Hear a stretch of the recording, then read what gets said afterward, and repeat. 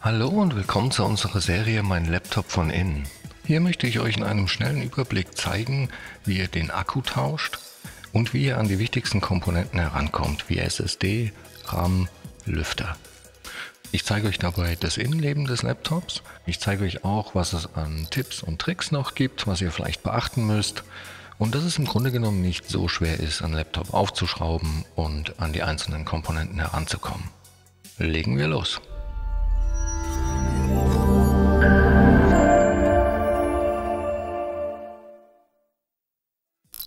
So, wir haben hier ein Asus TUF Gaming A17 und ich zeige euch auch gleich die genaue Modellnummer. Aber zuallererst stellen wir sicher, dass das Laptop nicht mehr mit dem Ladekabel verbunden ist. Die genaue Modellbezeichnung findet man hier auf der Rückseite, und zwar genau hier. Und ja, mit dieser Nummer findet ihr super einfach alle Ersatzteile speziell für dieses Gerät bei uns im Shop. Allgemein lässt sich zu dem Gerät noch sagen, ein Displaytausch ist hier relativ einfach. Dafür muss man nur den Frontrahmen lösen. Der ist hier auch verschraubt. Wobei normalerweise hier auch so kleine schwarze Kappen drüber sind, dass man die Schrauben nicht sieht. Also ja, die weg und aufschrauben. Bei der Tastatur ist es so, die kommt zusammen mit dem Topcase, genauso wie das Touchpad. Also beide nur zusammen mit dem Topcase. Um das Gerät jetzt zu öffnen, muss man als allererstes mal alle Schrauben rausnehmen. Ich blende euch die auch im Bild ein.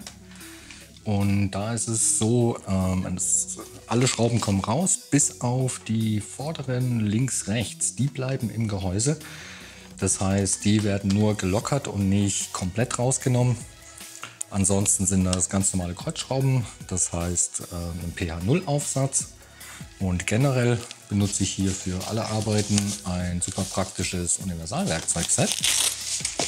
Da hat man alles drin, was man braucht. Öffner, Pinzetten, ein Schraubendreher-Set mit allen erdenklichen Aufsätzen, die ich mir jetzt hier schon mal rausgelegt habe. Und wie gesagt, da nehmen wir in dem Fall hier ein PH0. Und wenn man dann alle Schrauben rausgenommen bzw. gelöst hat, kann man die Unterseite vom Gerät lösen. Und hier ist es so, auf der Rückseite verläuft die Verbindung zwischen Gerät und Unterseite tatsächlich einmal hier schräg entlang und dann hier und so herum und hier dann aber ganz normal einmal um das Gerät herum. Und zum Öffnen benutze ich hier einen der Öffner aus dem Werkzeugset. Und dann versucht man im Grunde genommen an der Verbindungslinie zwischen Gerät und Unterseite so eine kleine Lücke zu schaffen. Ich fange da jetzt mal auf der Rückseite an und versuche dann hier dazwischen zu kommen und das nach oben zu hebeln. Und hier ist es so, das geht mal besser, mal nicht so gut. Das hängt auch ein bisschen davon ab, wie oft das Gerät schon geöffnet wurde oder ob überhaupt. Auf jeden Fall knackt das oft recht laut. Das ist normal, das ist, wenn sich die Einraststellen lösen. Und in dem Fall geht das jetzt ganz gut. Sollte das mal nicht ganz so gut funktionieren, dann kann man einfach in der gleichen Technik sich einmal um das Gerät herum arbeiten. Das heißt, auch hier an den Seiten dann kann man hier dazwischen gehen und das Ganze dann aufhebeln. Selbst auf der Vorderseite kann man das machen. Also auch hier zum Beispiel kann man dazwischen gehen und das dann nach oben hebeln. Genau so. Und irgendwann kommt einem die Unterseite dann quasi schon von allein entgegen. Dann kann man die auch zur Not mit ein bisschen Rütteln und Wackeln einfach abziehen. Und ja, so sieht dann auf jeden Fall das Gerät von innen aus.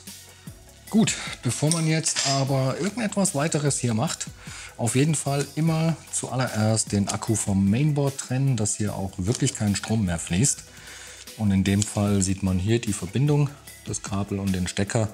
Und der wird jetzt einfach nach hinten hin rausgezogen. Kann man auch am Kabelbund fassen. Genau so. Und dann ist der schwuppdiwupp draußen. Und dann können wir ja mal schauen, was man hier noch sehen kann. In dem Fall ist es so, dass hier drüben noch Platz für eine 2,5 Zoll Festplatte wäre. Die wird dann hier in das Gehäuse reingeschraubt und über ein SATA-Kabel, das muss man meistens mit dazu kaufen, hier am Mainboard angeschlossen. Und auch da ist es so, ich zeige euch das ganz schnell. Diese Steckverbindung hier, das ist ein Kippschalter. Also da kann man weder ein Kabel einfach so reinstecken noch rausziehen. Den muss man quasi erst so nach oben hin aufklappen. Dann kommt das Kabel rein und dann wird er wieder zugeklappt. Dann ja, können wir hier drüben die SSD sehen. Hier wäre auch noch Platz für eine zweite SSD. Hier sind die beiden RAM-Slots.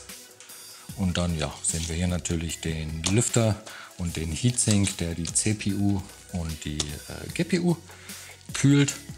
Und das WLAN-Modul sitzt jetzt hier unter der SSD. Und auch erwähnenswert ist auf jeden Fall, dass man das Strombuchsenkabel hier tatsächlich sehr einfach tauschen kann. Das ist nämlich wirklich eben ein Kabel samt Buchse, was hier hinläuft. Das heißt, das Scharnier hier abgeschraubt, dann kommt man an das Kabel dran. Sehr praktisch. Und eine andere Besonderheit ist, dass man auch die USB-Buchse hier drüben, auch die kann man einzeln tauschen.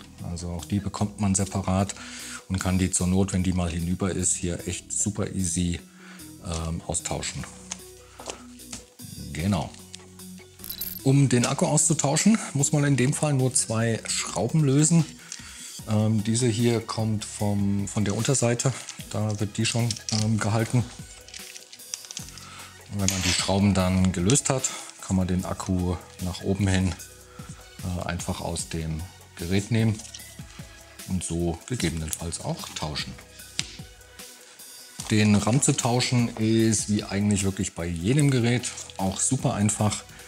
Der wird hier jeweils von diesen beiden silbernen Klammern gehalten. Die muss man nur so ein bisschen nach außen ziehen, dann springt der einem förmlich schon entgegen. Ja, und dann muss man den nur noch aus dem Slot ziehen. Und genauso funktioniert auch der Einbau. Das kommt zurück in den Slot und wird nach unten gedrückt, bis die beiden Klammern hier wieder einrasten.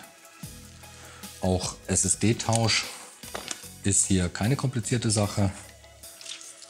Die wird nämlich nur von dieser einen Schraube hier drüben gehalten, respektive hier von der hier. Ja, und dann hebelt man die so ganz leicht nach oben und zieht die nach hinten raus. Die ist hier jetzt in dem Fall noch verklebt, das macht aber nichts. Und genau, hat jetzt in dem Fall hier eben auch eine Hülle, die steckt da aber wirklich nur lose drin. Und ja, kann da genauso einfach wieder reingesetzt werden. Hier sieht man übrigens auch das WLAN-Modul mit dem Slot, also auch das lässt sich da relativ einfach austauschen. Und ja, der Wiedereinbau der SSD, egal auf welcher Seite, die kommt einfach hier wieder in den Slot, beziehungsweise hier drüben. Ganz zum Ende rein. Wird so ein bisschen nach unten gedrückt und einfach wieder verschraubt. Bei den Lüftern, da sieht es hier so aus, die kann man einzeln tauschen. Die gibt es einzeln zu kaufen. Die sind jetzt halt nur so verbaut, dass die hier quasi unter dem Heatsink drunter laufen. Das heißt, man kommt tatsächlich nicht umhin, auch wenn man nur einen einzelnen Lüfter tauschen will, den kompletten Heatsink abzubauen. Aber auch das ist wirklich überhaupt kein Problem. Dann müssen nämlich einmal die 4 Schrauben von der Grafik und die 4 Schrauben hier ist auch noch eine drunter, von der CPU müssen abgenommen werden. Dann kann man den Heatsink nach oben hin wegnehmen. Und die Lüfter selber, auf der Seite wird der nur von 2 Schrauben gehalten. Auf der Seite hier sind das 3, die man lösen muss. Und dann sieht man hier das Lüfterkabel von der linken und hier läuft das Lüfterkabel von der rechten. Und die kann man auch einfach nach hinten bzw. in die Richtung rausziehen. Genau so. Und da noch, also falls die hier mal nicht markiert sind, man kann auf der einen Seite hier, da kann man glaube ich ganz gut die Kontakte hier sehen. Und die zeigen auf beiden Seiten beim Wiederverbinden nach unten. Und es ist auch so, egal was man macht, ich würde die als allererstes verbinden, bevor man den Lüfter dann wieder einbaut. Einfach aus dem Grund, dass man es nicht vergisst später. Der kommt einfach wieder rein und ansonsten ja eigentlich eine ziemlich einfache Geschichte. So, der Akku-Einbau ist überraschenderweise genauso einfach wie der Ausbau. Der kommt hier einfach wirklich auf die Gewinde. Und dadurch, dass der hier eine Führung hat, sitzt er auch direkt und ja, muss dann eben nur noch wieder verschraubt werden. Also einfacher geht es nicht. Ganz, ganz wichtig, auf jeden Fall nicht vergessen, ähnlich wie bei den Lüftern, auch das Akkukabel wieder zu verbinden. Sonst muss man den ganzen Kladderadatsch nochmal aufmachen und das will man natürlich eher nicht. Das ganz rein und dann kann man die Unterseite wieder verbinden. Ja, und die Unterseite wird jetzt einfach wirklich von oben genau auf das Gerät draufgelegt und dann nach unten hin festgedrückt. Da hört man wunderschön, wie alle Nasen wieder einrasten, auch in der Mitte. Und ich gehe dann auch immer noch einmal um das Gerät herum, schaue, dass da eben wirklich nirgendwo mehr eine Öffnung oder Lücke zu sehen ist, wie hier jetzt zum Beispiel, dass da alles schließt. Und dann bleibt eigentlich nur noch das wieder zuzuschrauben und ja, dann ist man damit fertig. So, ich hoffe, das Video hat euch weitergeholfen. Wenn ihr noch Fragen oder auch Anregungen habt, lasst uns gerne einen Kommentar da. Und dann wünsche ich euch viel Spaß beim Schrauben. Bis zum nächsten Mal. Ciao.